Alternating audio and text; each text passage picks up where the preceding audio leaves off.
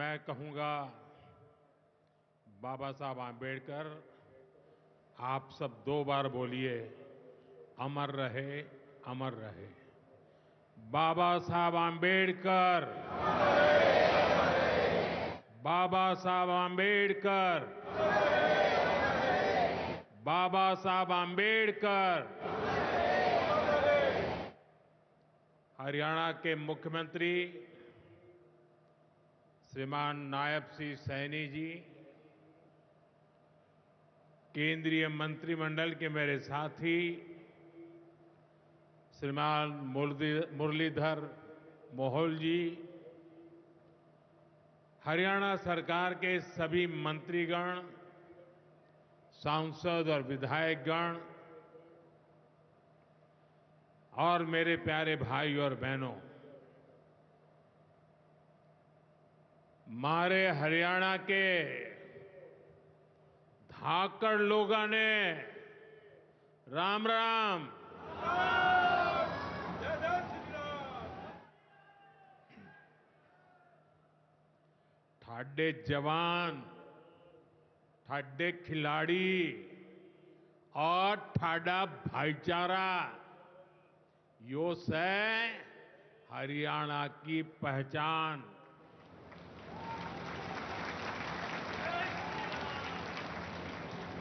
लावणी के इस अति व्यस्त समय में आप इतनी विशाल संख्या में हमें आशीर्वाद देने पहुंचे हैं। मैं आप सभी जनता जनार्दन का अभिनंदन करता हूं। गुरु जंबेश्वर, महाराजा अग्रसेन और अग्रोहा धाम को भी श्रद्धापूर्वक नमन करता हूं। साथियों, हरियाणा से, हिसार से मेरी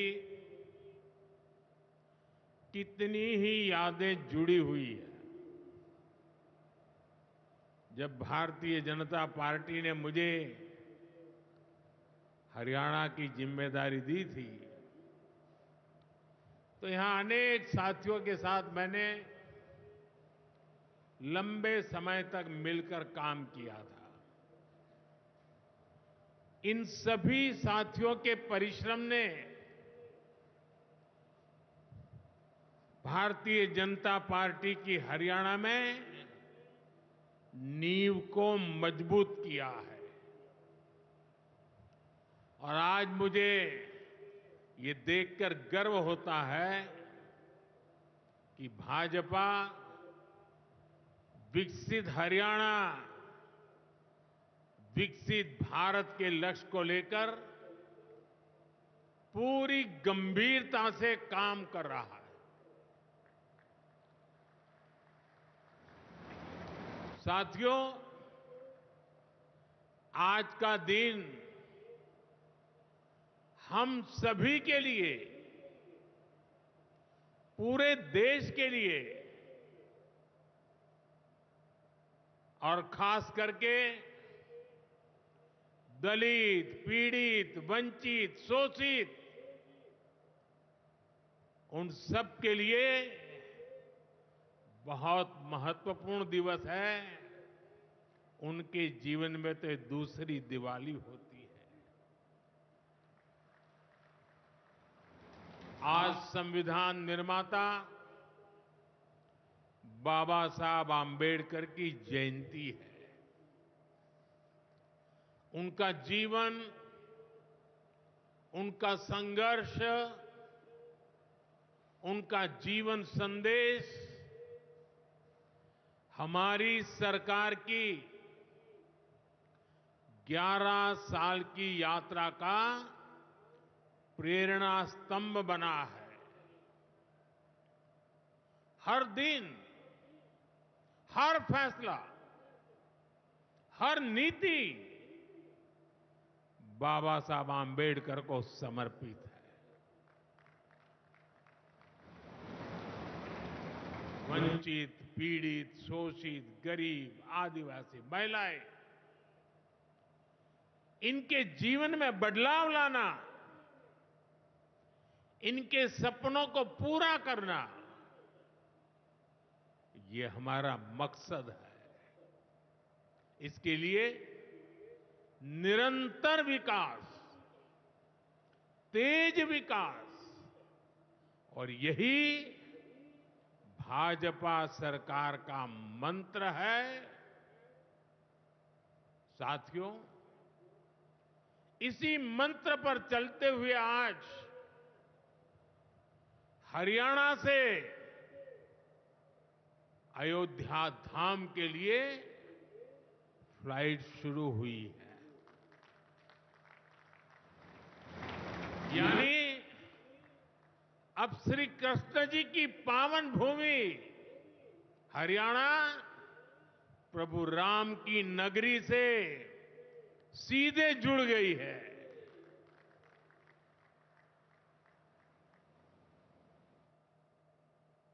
अग्रसेन हवाई अड्डे से वाल्मीकि हवाई अड्डे आज सीधी उड़ान भरी जा रही है।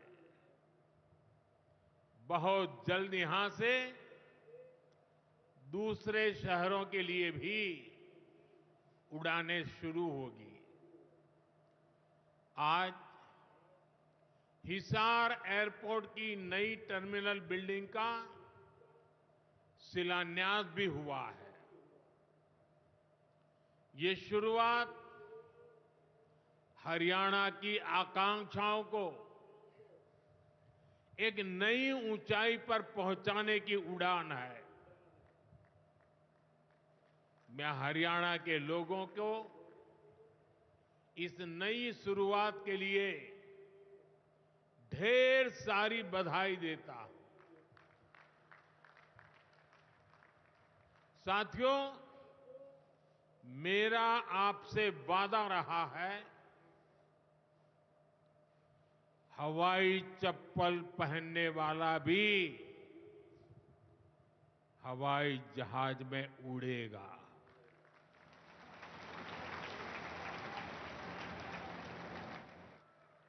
और ये वायदा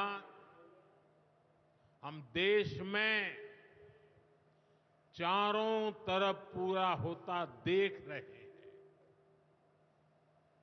बीते 10 सालों में करोड़ों भारतीयों ने जीवन में पहली बार हवाई सफर की है। हमने वहां भी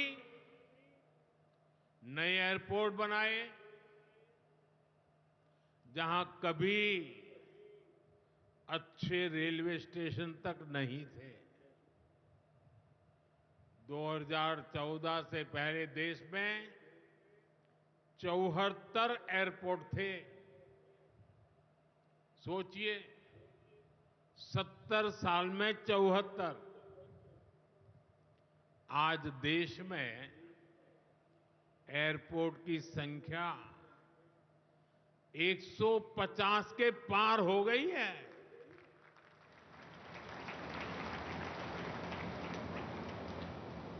देश के करीब 90 एरोड्रम उड़ान योजना से जुड़ चुके हैं।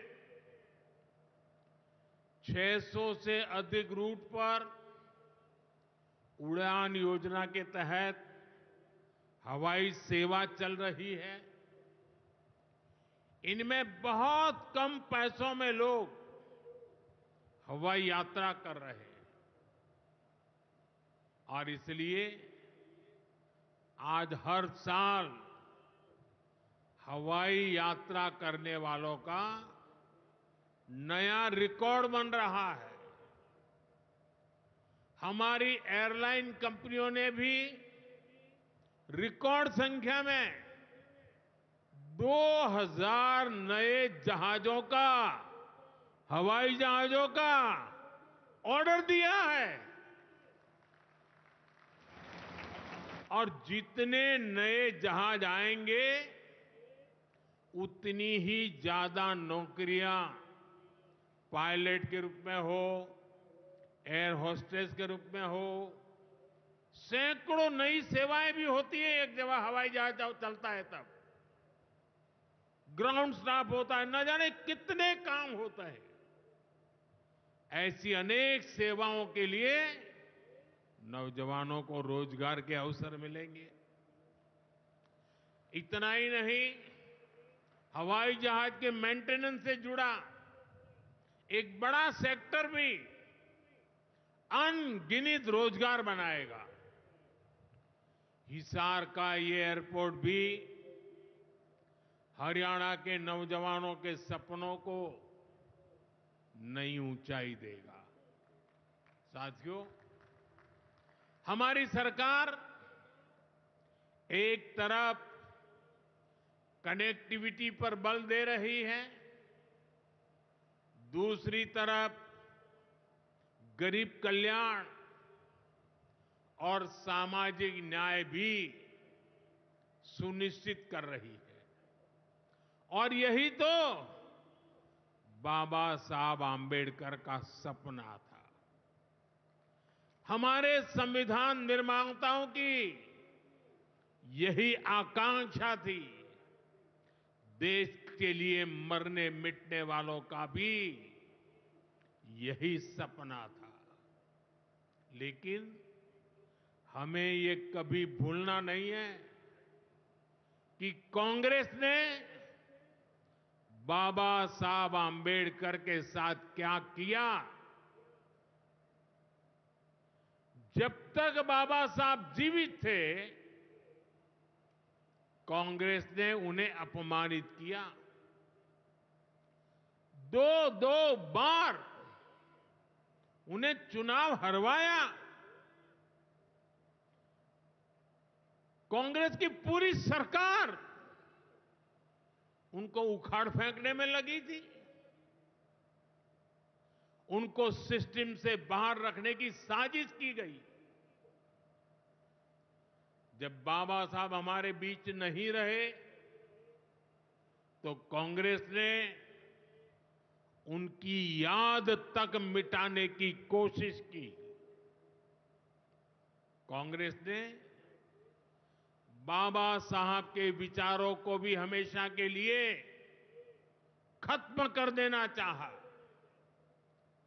डॉक्टर अंबेडकर संविधान के संरक्षक थे। कांग्रेस संविधान की भक्षक बन गई है। डॉक्टर अंबेडकर समानता लाना चाहते थे, लेकिन कांग्रेस ने देश में वोट बैंक का वायरस फैला दिया। साथियों, बाबा साहब चाहते थे कि हर गरीब, हर वंचित गरिमा से जी सके, सर ऊंचा करके जिए, वो भी सपने देखें, अपने सपने पूरे कर सके। लेकिन कांग्रेस ने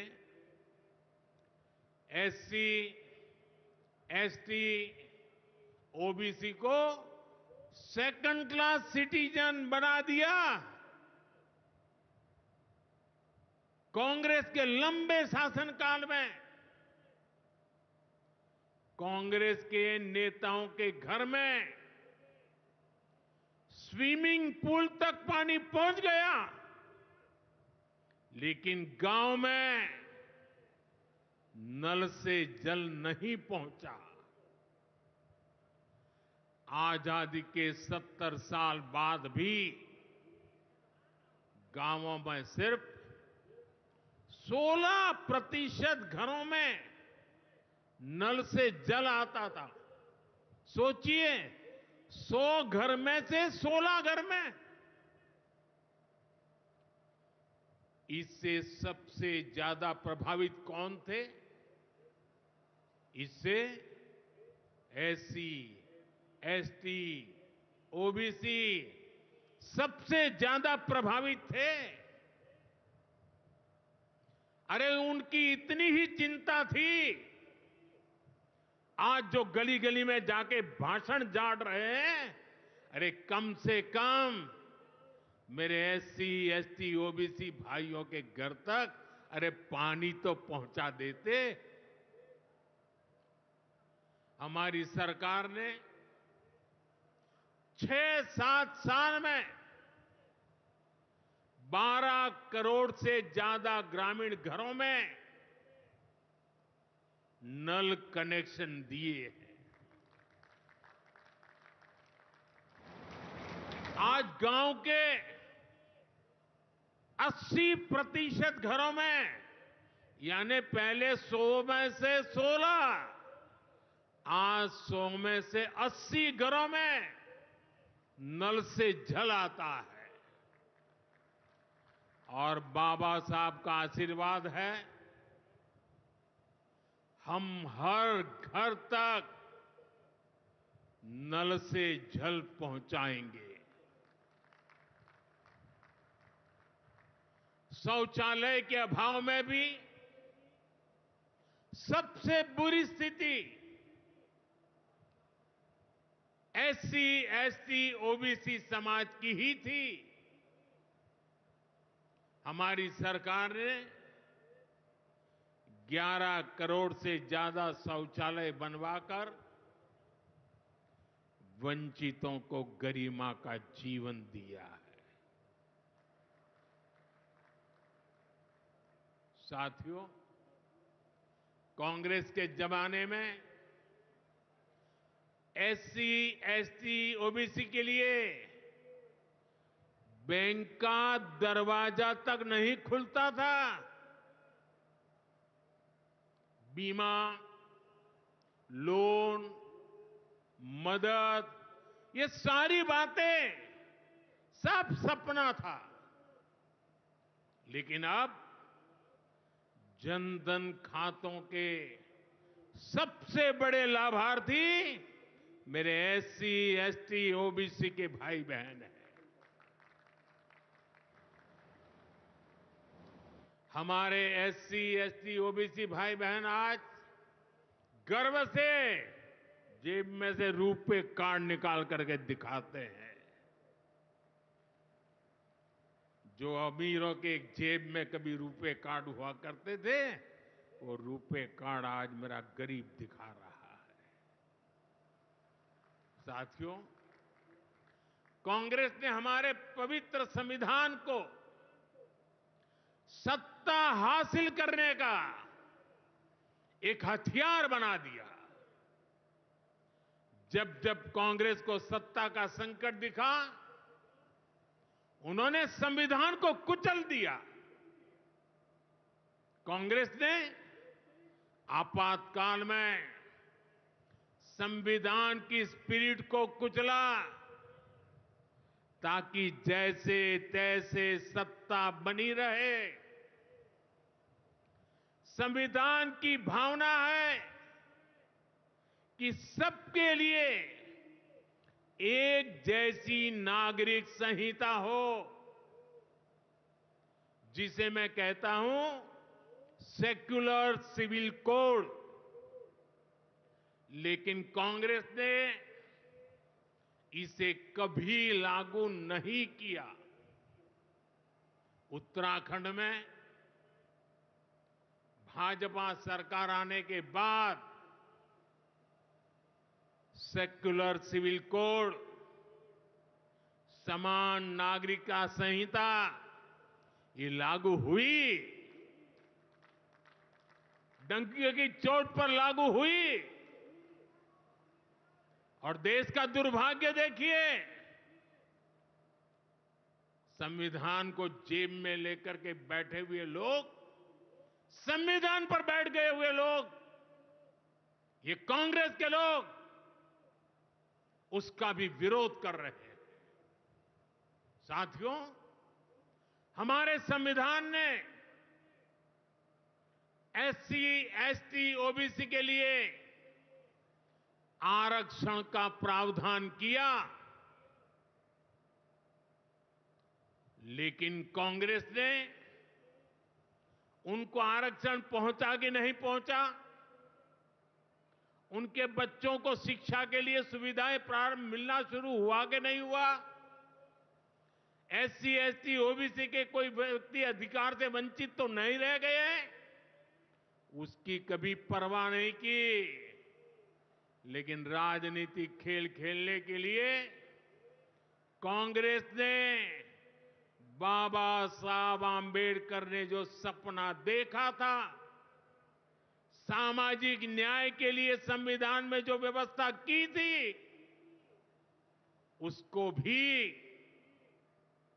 पीठ में छुरा भोंककर उस संविधान के उस प्रावधान को तुष्टीकरण का माध्यम बना दिया।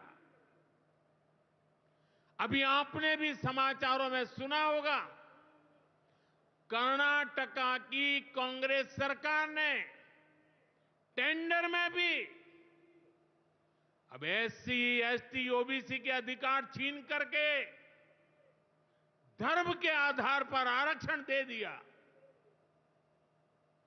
जबकि संविधान में बाबा साहब आंबेडकर ने साफ साफ शब्दों में चर्चा में कहा था कि संविधान में कतई धर्म के आधार पर आरक्षण की व्यवस्था नहीं की जाएगी। और हमारे संविधान ने धर्म के आधार पर आरक्षण के लिए प्रतिबंध लगाया हुआ है। साथियों, कांग्रेस की तुष्टीकरण की इस नीति का बहुत बड़ा नुकसान मुस्लिम समाज को भी हुआ है। कांग्रेस ने सिर्फ कुछ कट्टरपंथियों को ही खुश किया है, बाकी समाज बेहाल रहा, अशिक्षित रहा, गरीब रहा। कांग्रेस की इस कुनीति का सबसे बड़ा प्रमाण वक्फ कानून है। देश आजाद होने के बाद 2013 तक वक्फ का कानून चलता था, लेकिन चुनाव जीतने के लिए, तुष्टीकरण की राजनीति के लिए, वोट बैंक की राजनीति के लिए 2013 के आखिर में, आखिरी सत्र में कांग्रेस ने इतने सालों तक चल रहे वक्फ के कानून में आनन फानन संशोधन कर दिया ताकि चुनाव में वोट पा सके। वोट बैंक को खुश करने के लिए इस कानून को ऐसा बना दिया कि बाबा साहब आंबेडकर के संविधान की ऐसी की तैसी, संविधान से ऊपर कर दिया। ये बाबा साहब का सबसे बड़ा अपमान का काम था। साथियों, ये कहते हैं कि उन्होंने मुसलमानों के हित में किया। मैं जरा ऐसे सभियों से पूछना चाहता हूं, वोट बैंक के भूखे इन राजनेताओं से कहना चाहता हूं, अगर सच्चे अर्थ से आपके दिल में मुसलमानों के लिए थोड़ी भी हमदर्दी है तो कांग्रेस पार्टी अपने पार्टी के अध्यक्ष मुसलमान को बनाए। क्यों नहीं बनाते भाई? संसद में टिकट देते हैं, 50% मुसलमानों को दो, जीत करके आएंगे तो अपनी बात बताएंगे। लेकिन ये नहीं करना है। कांग्रेस में तो कुछ नहीं देना है। देश के नागरिकों के अधिकारों को छीनना और देना, इनकी नीयत किसी का भी भला करने की कभी नहीं रही, मुसलमानों का भला करने की भी नहीं रही। यही कांग्रेस की अच्छी सच्चाई है। साथियों, वक्फ के नाम पर लाखों हेक्टेयर जमीन पूरे देश में है, इस जमीन, इस प्रॉपर्टी से गरीब का, बेसहारा महिलाओं बच्चों का भला होना चाहिए था। और आज ईमानदारी से उसका उपयोग हुआ होता तो मेरे मुसलमान नौजवानों को साइकिल के पंक्चर बना करके जिंदगी नहीं गुजारनी पड़ती। लेकिन इससे मुट्ठी भर भू माफिया का कोई भला हुआ। पसमानदा मुस्लिम इस समाज को कोई फायदा नहीं हुआ। और ये भूमाफिया किसकी जमीन लूट रहे थे? ये दलित की जमीन लूट रहे थे, पिछड़ों की जमीन लूट रहे थे, आदिवासी की जमीन लूट रहे थे, विधवा महिलाओं की संपत्ति लूट रहे थे। सैकड़ों विधवा मुस्लिम महिलाओं ने भारत सरकार को चिट्ठी लिखी, तब जाके कानून की चर्चा आई है। वक्फ कानून में बदलाव के बाद अब ये गरीबों से जो लूटा जा रहा है वो बंद होने वाला है।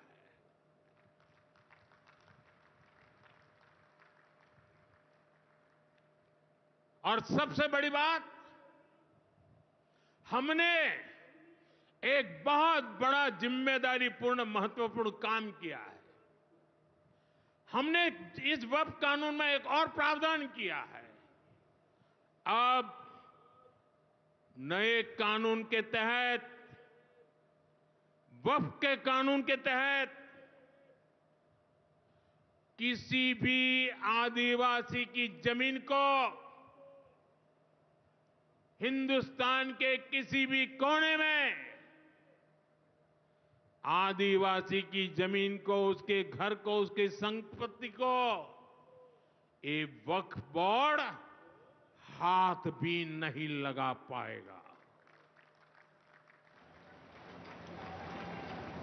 ये आदिवासी के हितों की रक्षा करने का, संविधान की मर्यादाओं का पालन करने का हमने बहुत बड़ा काम किया है। नए प्रावधानों से वक्फ की भी पवित्र भावना का सम्मान होगा। मुस्लिम समाज के गरीब और पसमानदा परिवारों, मुस्लिम महिलाओं, खास करके मुस्लिम विधवाओं को, मुस्लिम बच्चों को उनका हक भी मिलेगा और भविष्य में उनका हक सुरक्षित रहेगा। और यही तो बाबा साहब आंबेडकर ने संविधान के स्पिरिट में हमें काम दिया हुआ है। यही असल स्पिरिट है, यही असली सामाजिक न्याय है। साथियों, हमारी सरकार ने 2014 के बाद बाबा साहब आंबेडकर की प्रेरणा को आने वाली पीढ़ियों तक पहुंचाने के लिए अनेक महत्वपूर्ण कदम उठाए। बाबा साहब देश और दुनिया में जहां जहां रहे, वे सभी स्थान उपेक्षित थे। जो संविधान के नाम पर अपनी राजनीतिक रोटी सेकने के लिए निकले हैं, उन्होंने बाबा साहब से जुड़े हुए हर स्थान का अपमान किया, इसे इतिहास से मिटाने का प्रयास किया। स्थिति ये थी कि मुंबई के इंदु मिल में बाबा साहब आंबेडकर का स्मारक बनाने के लिए भी देश भर में लोगों को आंदोलन करने पड़े। हमारी सरकार ने आते ही इंदु मिल के साथ साथ बाबा साहब आंबेडकर की महू की जन्मभूमि हो, बाबा साहब आंबेडकर जी की लंदन की शिक्षा भूमि हो, दिल्ली में उनकी महापरिनिर्वाण स्थली हो, या फिर नागपुर की दीक्षा भूमि हो, हमने सभी का विकास किया, इनको पंच तीर्थ के रूप में विकसित किया है। मेरा सौभाग्य है कि कुछ दिन पहले ही मुझे दीक्षा भूमि में जाकर, नागपुर जाकर बाबा साहब को नमन करने का अवसर मिला। साथियों, कांग्रेस के लोग सामाजिक न्याय की बड़ी बड़ी बातें करते हैं, लेकिन हमें ये भी याद रखना है कि कांग्रेस ने बाबा साहब आंबेडकर और चौधरी चरण सिंह जी, इन दोनों महान सपूतों को भारत रत्न नहीं दिया था। बाबा साहब आंबेडकर को भारत रत्न तब मिला जब केंद्र में भाजपा के समर्थन वाली सरकार बनी। वहीं हमें गर्व है कि भाजपा की ही सरकार ने चौधरी चरण सिंह जी को भी भारत रत्न दिया है। साथियों, सामाजिक न्याय के, गरीब कल्याण के पथ को हरियाणा की भाजपा सरकार भी निरंतर सशक्त कर रही है। सरकारी नौकरियां की भी हरियाणा में क्या हालत थी, आप सबको पता है। यूं किया करते, जे नौकरी लागणी है तो किसी नेता के गैल हो ले, और न तो रुपया ले आ, बापू की जमीन और मां के तो जेवर भी बिक जाया करते। मुझे खुशी है कि नायब सिंह सैनी जी की सरकार ने कांग्रेस की इस बीमारी का इलाज कर दिया।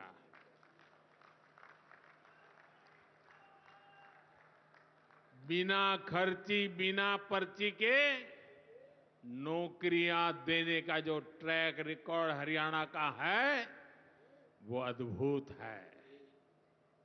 और मुझे गर्व है कि मुझे ऐसे साथी मिले हैं, ऐसी साथी सरकार मिली है। यहां के 25,000 नौजवानों को सरकारी नौकरी ना मिले, इसके लिए कांग्रेस ने एड़ी चोटी का जोर लगा दिया था। लेकिन इधर मुख्यमंत्री नायब सैनी जी ने शपथ ली, उधर हजारों युवाओं को नियुक्ति पत्र जारी कर दिए गए। यह है भाजपा का, सरकार का सुशासन। और अच्छा ये है कि नायब सिंह सैनी जी की सरकार आने वाले वर्षों में हजारों नई नौकरियों का रोड मैप बना करके चल रही है। साथियों, हरियाणा वो प्रदेश है जहां बहुत बड़ी संख्या में युवा सेना में जाकर देश की सेवा करते हैं।